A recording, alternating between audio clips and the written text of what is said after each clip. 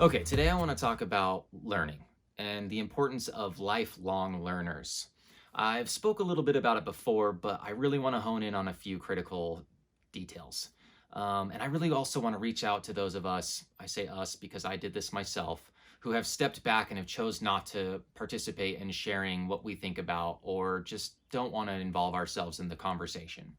Um, I totally understand how awful it can feel sometimes when you try to take a neutral stance on something and just get some information out there that you would like people to think about, and then how you end up just under the gun. You end up in a weird way, taking things very personal and feeling like you might have messed up somehow in conveying the messages correctly, so that it could be well received by a wide range of people on any end of the scale, whether they're highly educated or not that educated. We try really hard to do that, some of us.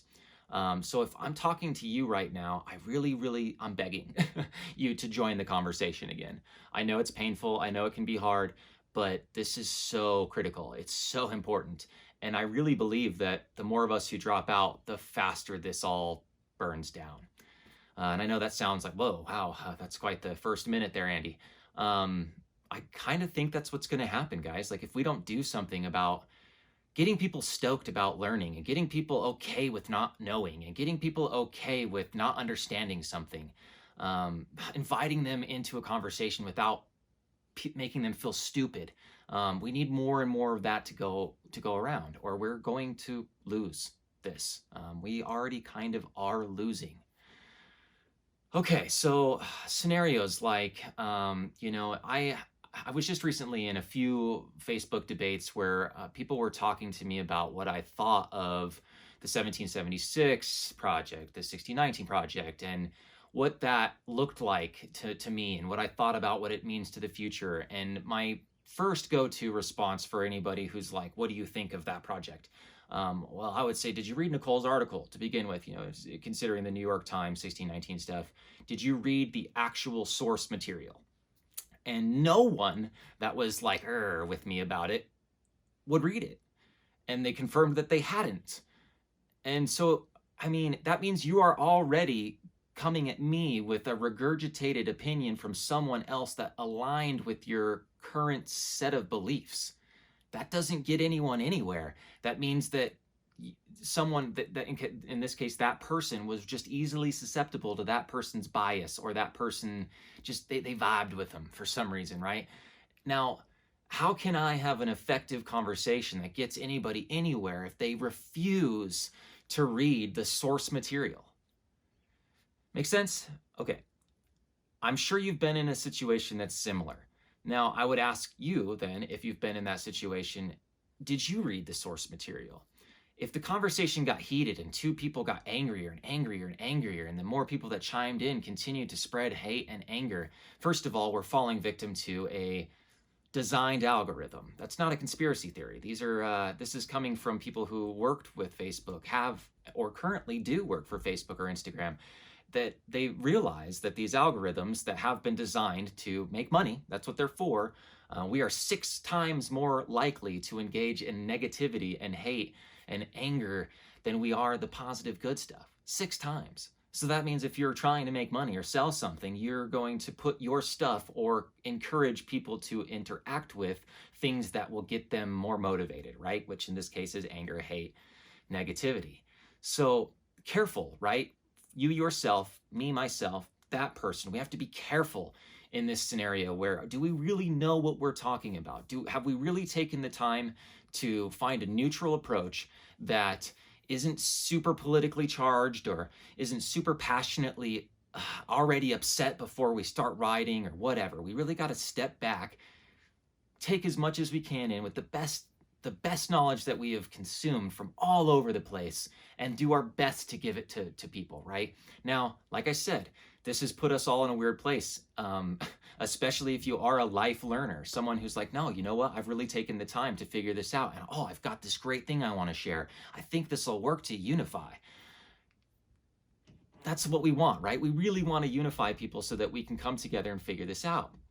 So I just want to ask, have you taken the time to understand deeply the big issues going on right now? Do you feel like maybe you have fallen victim to these algorithms and the political environment being designed to divide? Really ask yourself that. And if you have even the smallest hint of, well, yeah, maybe, please dive into that. It's so important. We can start having kind conversations with one another and get people interested in learning if we can find a place that's accepting of everyone, accepting of where they're at in their education, accepting of their difference of opinions, their difference of beliefs. If we can find a neutral place to come together and really have a conversation, we're on our way to fixing things. Okay, so the next thing that I would want to dive into is, how can we, if we're engaged with someone who's refusing to read source material or is refusing to take a step back and really try to understand what you're saying, how can we further that conversation with them? I want to tell you that you probably can't.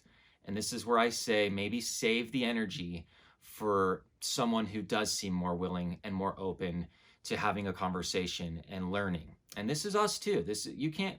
I'm really also sick of the people who are super know-it-alls, that are wagging their finger and doing exactly the same thing, but from the the hubris, smart, aristocratic, blah blah point of view. I mean, that's just as toxic, just as bad. So this leads me to basically my final point. We'll see if I can actually get there. This is probably the shortest one I've ever done at this point. But kindness.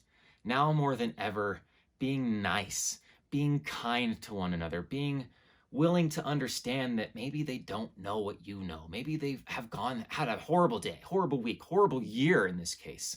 Trying to see their heart, trying to see their light, trying to assume the best about them, right? Like, we need to be kind to one another so that we can actually make progression moving forward and not just stay right where we're at, angry, fists up, gritted teeth, and not getting anywhere. So I'm going to kind of revert back to the beginning here before I get to a benediction. The lifelong learner, liberal arts, for instance. Liberal arts is this 8th century BC. This is a long time ago. It was created back then for a few different reasons, but it was to give you the well-rounded knowledge to make you kind of an enlightened citizen, someone who could interact with others and be a respectable member of a civilization, of a community. These were people that later on, our colleges and institutions, universities have we have a pro-profit problem now and a big giant debt problem now and a whole bunch of people who got excited about making money off of learners. We have a problem. But the original point of the liberal arts, let's say 19th, 20th century, 21st century, a little. The liberal arts was to make creative, critical thinkers that could free thinkers that could be involved in a number of conversations and be able to kind of add to it rather than take away from or confuse. So liberal arts, lifelong learners are needed more than ever right now because of the way things have gotten so complicated and amorphous, and it's so easy to use one word or a bunch of different words that if you read the definition and then you hear how people are using them, you should scratch your head and go, well, wait a minute, the definition of that word's very different from the way people are using it. We have a lot of Marxism issues going on right now. We have a lot of communist issues going on right now and socialist issues going on right now. Issues based in the definitions of these words not aligning with the way people are using them. So words, these were things we created a long time ago so where we could say something and that we would identify the definition so that we could understand what we're talking about and move forward. Now, if we use a word incorrectly or we're having a double play on it, that's manipulating the listener or the person saying it into a bias. There's a charged thing going on the outside of that word that's not exactly true. It's not giving you by definition what that word was created to do. I guess I'll dive in a little bit there too. I was talking to people a little bit about Marxism, and Karl Marx was like this. it was really hard to get through his material in college, but I did try. I read the Communist Manifesto as much as I could. I got through, the biggest parts, to pull enough out of to go, okay, I think I get it. But it was very dense, it was very repetitive at times. But either way, to understand his whole body of works, was pretty daunting. But I did pick up on, this was a dude who, while, his ideas and concepts were very manipulated and used poorly, USSR, Soviet Union, Nazis and stuff, I get it. But at the same time, like, just because someone's concepts were used by a corrupt group of people they were already very good at manipulating certain things to, work in their favor, not because of what it was designed to do, but how they saw that they could utilize it. This is also difficult without, knowing what you know about Marxism. But let's just kind of move to the end of what I understood about the guy. He seemed to me, to a lot of other people who really dove in, to be a guy who was really trying to figure out the best approach to a common good. And I think a lot of great, brilliant thinkers would agree with me there. He really tried hard he dedicated his entire life to figuring out what the common good was and what it could be for all members and classes of society. As a matter of fact, to get rid of classes in society so that we could find a I keep using this word, a more neutral approach to this life, where everybody has a value. Everybody can be seen as given a chance and given the opportunities and blah, blah, blah. So why I got into that conversation with a lot of people, again, it was kind of what I was describing at the beginning of this. A lot of people were assuming I was a Marxist, because I said, hey, my post was, I don't understand fully, but I did figure out that there was a common good theme. And, rather than everyone assuming they're experts on Marxism, let's take a step back and choose to reread his work on an individual level, to go through and sort through this man's material and figure out what it means to be a Marxist, and to figure out why it's so confusing to people who have read Marx's work. We're very confused on why everyone's experts on Marxism. It's a difficult bunch of concepts, and to have it be thrown around the way it is now is exactly, I think, how things got so corrupt back when Marxism was used in a very poor way. So, here we are, Nietzsche would say this is the eternal recurrence, we're kind of doomed to be doing the same thing in the guise of difference. And, here we are. And I wanted to make a really strong point of, let's not mess this all up again. If we're going to use these words and really toss them around. So, I don't know. I don't want to say anything that sounds bad, this is the thing. What I'm doing right now is another thing I'm asking for people to do. Instead of me just saying the first thing that came to my mind, I was like, wait, if I said it that way, I could see how someone would take that as an attack. And I don't want people to feel stupid. I don't want them to feel like I'm saying you don't get it because you're just dumb, like that. Oh, it's hard. But please, if you don't feel like what you're about to say or what you have said is nailing it, take it down, try again, it's not that big of a deal. To refine and to be that lifelong learner is exactly what I'm asking of everyone. Whether you're already an educated person, which again, I don't agree with. If you say you're educated and you're done, you're probably the worst of the worst. It means that you've dubbed yourself king of whatever it is you think you know, and you've stopped there, and that's the worst. You got to keep learning. Or you're on the other side of that who's like, I don't need no education. I feel it in my gut. I get intuition. Boy, I get intuition. It's a strong, important thing.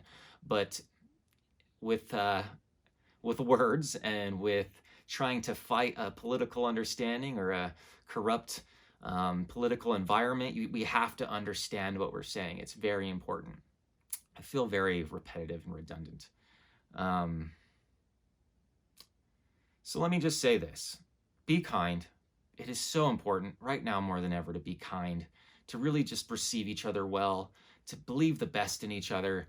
I get that it's easy to sometimes get on a shoebox and feel the passion and just not be able to and really think about what we're saying, but it's time that we do that. Before we push the shoebox out and stand up on it, be really, really sure and calm and confident and willing to understand one another before you get up there and speak. I know there's a lot coming our way with the elections. I know that the way things seem in the future is really kind of scary. regardless of who wins and what happens next, but let's take the time to really dive in and to relearn things that maybe we thought we have learned. And if you see an opportunity to help someone have a better understanding about something, and you found out in the past few years of your life that people receive what you say well, or if you've taken a step back like I did because you felt personally attacked by stuff, I totally understand all those things. But for all of you that I'm talking to, please join the conversation again. It's so necessary and needed right now. And those of us who are in the fight, that are trying, would really appreciate the extra help. So on that note, I hope everyone's doing okay. I hope that if you're not, please reach out to me. I'm always here. I'm always willing to talk. I'm always willing to help you dig into something, or if you're having something that's not about education or learning, I want to go anywhere that you're feeling no one will go with you in conversation. I'm fine to do it. Not just fine, but I'm happy to do it. I want to help. I want to feel like I understand. I want you to feel like you understand. And I believe we can do it if we're kind and nice. And that's it. Okay, so as far as my GCAS plugs go, the Global Center for Advanced Studies is a perfect place where, you can actually go to school and not have any debt. You can go all the way through your PhD debt-free, and also become a part owner in a university. I mean, this really is groundbreaking. This really is historical. And if you at all are interested in learning more or furthering your understanding of philosophy or political science, or just jump on to gcas.ie. Go click on. The tabs there are pretty great. You can go to apply. You can get financial aid, BA application, MA application. It's all right there. It's pretty easy, and you can get started without feeling like you're signing up or you have to give some sort of application fee. There's none of that. Just go explore it and check it out. All right, I hope you're all doing okay, and until next time. But I'm not worrying. You know why? Why?